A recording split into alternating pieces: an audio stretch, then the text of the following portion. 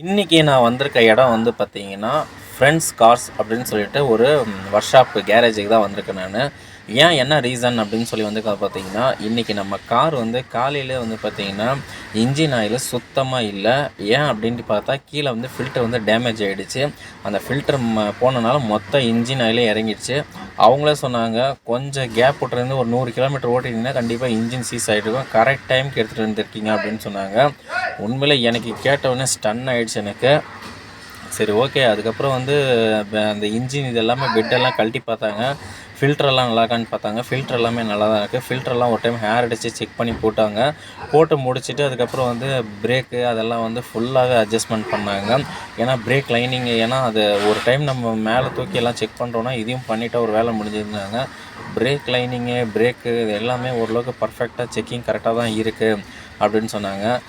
டிஸ்கெல்லாம் கூட எதுவும் ஃபால்ட் இல்லை அப்படின்னு சொன்னாங்க. பிரேக் லைனிங் எல்லாம் புதுசாக தான் இருக்குது, பிரேக்கும் ஃபுல்லாகவே இருக்குது அப்படின்னு சொன்னாங்க. சொல்லி முடிச்சுட்டு அதுக்கப்புறம் வந்து பார்த்திங்கன்னா, பின்னாடி வந்து பார்க்கிங் போடுங்க, இண்டிகேட்டர் போடுங்க, அது எல்லாமே செக் பண்ணணும் அப்படின்னு சொன்னாங்க. எல்லாத்தையுமே அவங்க தரோவாக செக் பண்ணிட்டு இருந்தாங்க. பண்ணி முடிச்சோடனே அதுக்கப்புறம் இன்ஜின் ஆயிலெல்லாம் கழட்டினாங்க. இன்ஜின் ஆயில் கழட்டி பார்த்தது வந்து ஆயில் எல்லாம் நல்லா இருக்கா அப்படின்னு சொல்லிட்டு நானுமே கேட்டேன். ஆயில் வந்து உண்மையில நல்லா தான் இருக்குன்னாங்க. ஏன்னா நம்ம வண்டி எடுத்ததுலேருந்து 5000 கிலோமீட்டர் தான் ஓடி இருக்கு, இன்னும் ஓட்டலாம் அப்படின்னு சொன்னாங்க. சரி, அப்போ இப்போ வந்து இது எப்படி ஆயில் சர்வீஸ் மாதிரியே கணக்கு அப்படின்னு சொல்லி கேட்டேன். ஆயில் சர்வீஸ் மாதிரியே ஃபுல்லாகவே உங்களுக்கு செட்டப் மாற்றி கொடுத்துறேன். அதுக்கப்புறம் வந்து ஒரு 10,000 கிலோமீட்டர் ஓட்டி முடித்த உடனே எடுத்துகிட்டு வாங்கன்னு சொன்னாங்க. மொத்தமாக எல்லாத்தையும் ஆயில் எல்லாம் ஊற்றி முடித்து அதுக்கப்புறம் டயர்லாம் டிஸ்கெல்லாம் மாட்டி செக் பண்ணி கொடுத்துட்டாங்க. லாஸ்ட்டாக வந்து பார்த்திங்கன்னா, நம்ம பின்னாடி வந்து பிரேக் டூம் லைட் வந்து கொஞ்சம் எரியல, அதை செக் பண்ணுறேன் அப்படின்னாங்க. சரின்ட்டு அதையும் செக் பண்ணாங்க. செக் பண்ணும்போது வந்து பார்த்திங்கன்னா, எர்த்து கனெக்ஷன் வந்து நம்ம வண்டியில் வந்து சரியாக வரல. அது ஒயரிங்கே எல்லாமே மிக்ஸ் பண்ணி கனெக்ஷன் கொடுத்துருக்காங்க போல இருக்குது. அது வந்து ப்ராப்பராக பண்ணால் ரொம்ப டைம் எடுக்கும்னா, நீங்கள் ஒரு டைம் ஃப்ரீயாக இருக்கும்போது நீங்கள் வந்து பாருங்கள் அப்படின்னு சொன்னாங்க. சரி அப்படின்னு சொல்லிவிட்டு நானுமே சரி விட்டுருங்க, முடிஞ்சால் பாருங்கள் அப்படின்னா, அதுக்கப்புறம் முன்னாடி ஹெட்லைட் டூமும் கேட்டேன். அது கட் அவுட்ரு ஒன்று போட்டிங்கன்னா கரெக்டாக இருக்கும் அப்படின்னு சொல்லிட்டு ஒரு மெக்கானிக் வந்து நம்மளுக்கு சொன்னார்.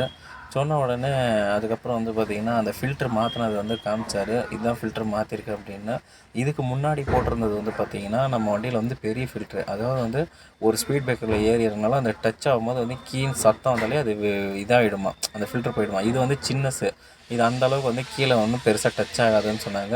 அதுக்கப்புறம் ஒர்க் ஷாப் எல்லாம் வேலை முடிஞ்சோடனே ஒரு டைம் ட்ரையல் ஓட்டி பாருங்கன்னாங்க மெக்கானிக்கு. எல்லாம் ஓட்டி பார்த்தேன். ஓட்டி பார்த்தோன்னே எல்லாம் கரெக்டாக இருக்குது. அதுக்கப்புறம் நம்ம நேராக வண்டி எடுத்துகிட்டு நம்ம எப்பயும் போல் தண்ணி கேன் எடுக்கிறதுக்கு வர டைம் ஆச்சு. ஏன்னா எந்த கடையிலையும் தண்ணி இல்லை. இப்போ வெயில் காலம் வேறு ஸ்டார்ட் ஆகிடுச்சு.